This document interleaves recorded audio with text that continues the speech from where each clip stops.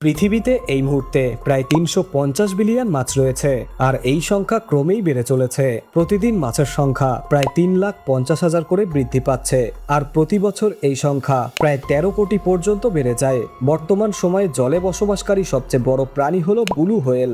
আর যদি পৃথিবীর অন্যান্য সব প্রাণী ও পাখির সঙ্গে তুলনা করা হয়, তাহলে আন্টার্কটিক ব্লু হোয়েল পৃথিবীর সবচেয়ে বড় প্রাণী।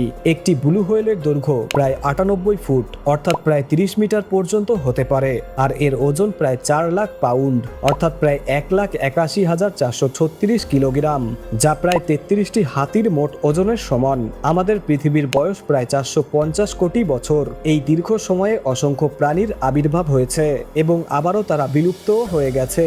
তাহলে কি এত দীর্ঘ সময়ে ব্লু হোয়েলই পৃথিবীর ইতিহাসে সবচেয়ে বড় প্রাণী? আসলে ব্লু হোয়েল কোনো মাছ নয়, এটি একটি স্তন্যপায়ী প্রাণী। তবে যদি শুধু মাছের কথা বলা হয়, তাহলে বর্তমান পৃথিবীর সবচেয়ে বড় মাছ হলো great white shark. Great white শার্কের দৈর্ঘ্য সাধারণত ১৫ থেকে ১৬ ফুট, অর্থাৎ প্রায় ৫ মিটার পর্যন্ত হয়, আর এদের ওজন ৬৮০ থেকে ১,১০০ কিলোগ্রাম পর্যন্ত হতে পারে। যেমন লাখ লাখ বছর আগে পৃথিবীতে ডাইনোসরের অস্তিত্ব ছিল, ঠিক তেমনি একসময় এমন একটি বিশাল শার্কও পৃথিবীতে বাস করত, যার নাম ছিল মেগালোডন। আজ থেকে প্রায় ৩৬ লাখ বছর আগে মেগালোডন সমুদ্রে রাজত্ব করত। এর দৈর্ঘ্য ছিল প্রায় ৬০ ফুট এবং এর চোয়াল ছিল প্রায় ৩ মিটার বড়। একজন মানুষের সঙ্গে তুলনা করলে এর চোয়াল অনেক গুণ বড় ছিল। মেগালোডনের চোয়ালে প্রায় ২৭০টি ধারালো দাঁত থাকতো, যেগুলোর দৈর্ঘ্য প্রায় ৭ ইঞ্চি পর্যন্ত হতো। একটি গবেষণার সময় বিজ্ঞানীরা এমন একটি তথ্য জানতে পারেন যা তাদের অবাক করে দেয়। যদি কোনো আক্রমণের সময় মেগালোডনের একটি দাঁত ভেঙে যেত, তাহলে নতুন দাঁত গজাতে মাত্র ১ দিন সময় লাগতো। শিকারকে মুখে চেপে ধরার সময় মেগালোডনের কামড়ের চাপ প্রায় ১০ টন পর্যন্ত হতে পারত, যা সহজেই একটি কচ্ছপের শক্ত চোয়ালও ভেঙে ফেলতে সক্ষম ছিল। মেগালোডন এত বড় হওয়ার কারণে প্রতিদিন প্রচুর পরিমাণে খাবারের প্রয়োজন হতো। বিজ্ঞানীদের মতে বেঁচে থাকার জন্য প্রতিদিন প্রায় ১ টন খাবারের দরকার ছিল। সেই কারণে তারা সমুদ্রে থাকা তিমি, সি কাউ, সি লায়ন কিংবা অন্যান্য শার্ক শিকার করে নিজেদের খাদ্যের চাহিদা পূরণ করত। মেগালোডনের বাচ্চাদের ওজন জন্মের সময়ই প্রায় ২ থেকে ৩ টন হতো এবং তাদের দৈর্ঘ্য ছিল প্রায় ১০ ফুট। বেঁচে থাকার জন্য মেগালোডনের প্রচুর জলের প্রয়োজন ছিল, তাই তারা সমুদ্রের গভীর অংশেই বাস করত। এই কারণেই তারা শিকার করার জন্য সমুদ্রের তীরের দিকে যেত না, কারণ তাদের আকার ছিল অত্যন্ত বড়, আর জলের গভীরতা কমে গেলে তা তাদের জন্য প্রাণঘাতী হতে পারত। এত বড় এবং এত শক্তিশালী হওয়ার সত্ত্বেও এমন কি ঘটেছিল যার কারণে মেগালোডন পৃথিবী থেকে চিরতরে বিলুপ্ত হয়ে গেল? যেমন ডাইনোসররা একটি বিশাল গ্রহাণুর আঘাতে বিলুপ্ত হয়েছিল, তেমনি মেগালোডনের সঙ্গেও ঠিক কি ঘটেছিল আজ পর্যন্ত কেউ নিশ্চিতভাবে জানে না। ঠিক কি কারণে মেগালোডন পৃথিবী থেকে বিলুপ্ত হয়ে যায়, তবে এই নিয়ে অনেক তথ্য রয়েছে, আর তার মধ্যে একটি তথ্যকে সবচেয়ে বেশি সত্য এবং গ্রহণযোগ্য বলে মনে করা হয়। সেই তথ্য অনুযায়ী সময়ের সঙ্গে সঙ্গে সমুদ্রে থাকা অন্যান্য প্রাণী বিবর্তনের কারণে দ্রুত সংখ্যায় বাড়তে শুরু করে। এর সঙ্গে ছোট ছোট মাছের সংখ্যাও অনেক বেড়ে যায়, আর এই ছোট মাছগুলো বড় বড় শার্ক খেয়ে ফেলতো না, বরং বড় শার্কগুলোই এগুলোকে খেত।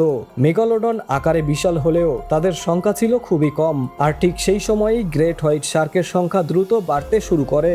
আজ থেকে প্রায় ৩৬ লাখ বছর আগে সমুদ্রের অধিকাংশ অঞ্চলের তাপমাত্রা অনেক কম ছিল, কিন্তু মেগালোডনের বেঁচে থাকার জন্য তুলনামূলকভাবে বেশি তাপমাত্রার প্রয়োজন হতো, কারণ ঠান্ডা অঞ্চলে তাদের বেঁচে থাকা প্রায় অসম্ভব ছিল।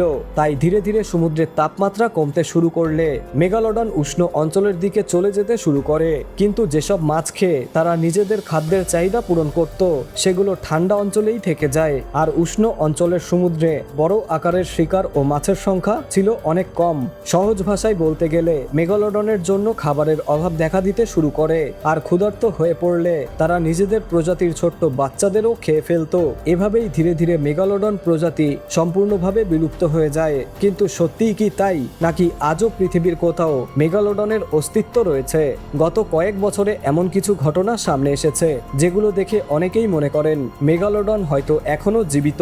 ১৮৭৫ সালে সমুদ্র থেকে মেগালোডনের ২টি দাঁত উদ্ধার করা হয়। পরে যখন সেই দাঁতগুলোর কার্বন ডেটিং করা হয় তখন জানা যায় সেগুলোর বয়স মাত্র 10,000 বছর। কিন্তু এখানেই প্রশ্ন উঠে আসে, যদি মেগালোডন লাখ লাখ বছর আগেই বিলুপ্ত হয়ে যায় তাহলে এই দাঁতগুলো মাত্র 10,000 বছরের পুরনো হলো কিভাবে? এছাড়া 2009 সালে হিস্ট্রি চ্যানেলের একটি ডকুমেন্টারিতে ক্যালিফোর্নিয়া উপসাগরের একটি বিশাল শার্ক খুঁজে বের করার অভিযান দেখানো হয়েছিল। সেই অভিযানটি সরাসরি টেলিভিশনেও সম্প্রচার করা হয়। সেখানকার স্থানীয় বাসিন্দাদের দাবি ছিল ওই এলাকায় একটি বিশাল শার্ক রয়েছে যা দ্রুত সেখানকার মাছগুলো খেয়ে ফেলছে।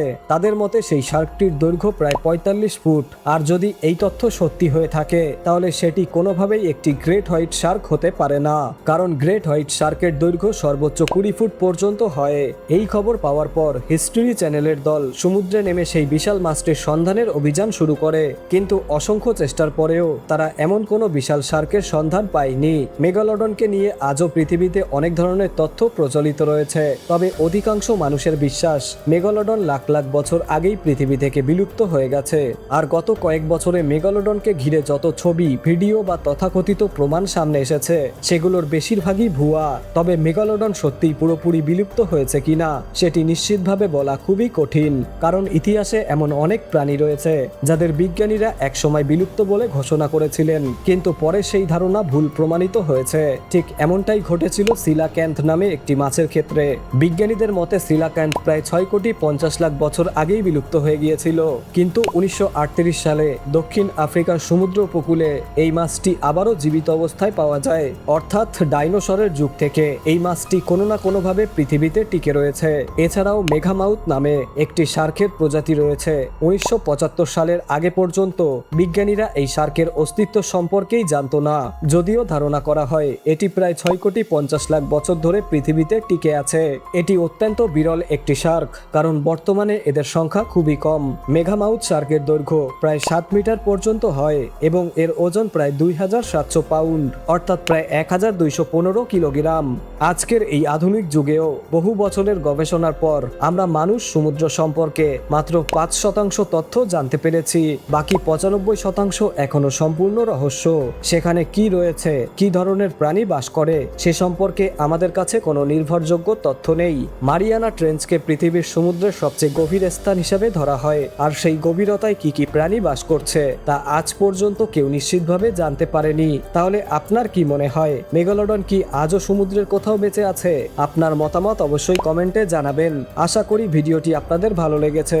ভিডিওতে অবশ্যই একটি লাইক দিন এবং বন্ধুদের সঙ্গে শেয়ার করুন। আর যদি এখনো আমাদের চ্যানেলটি সাবস্ক্রাইব না করে থাকেন তাহলে অবশ্যই সাবস্ক্রাইব করুন।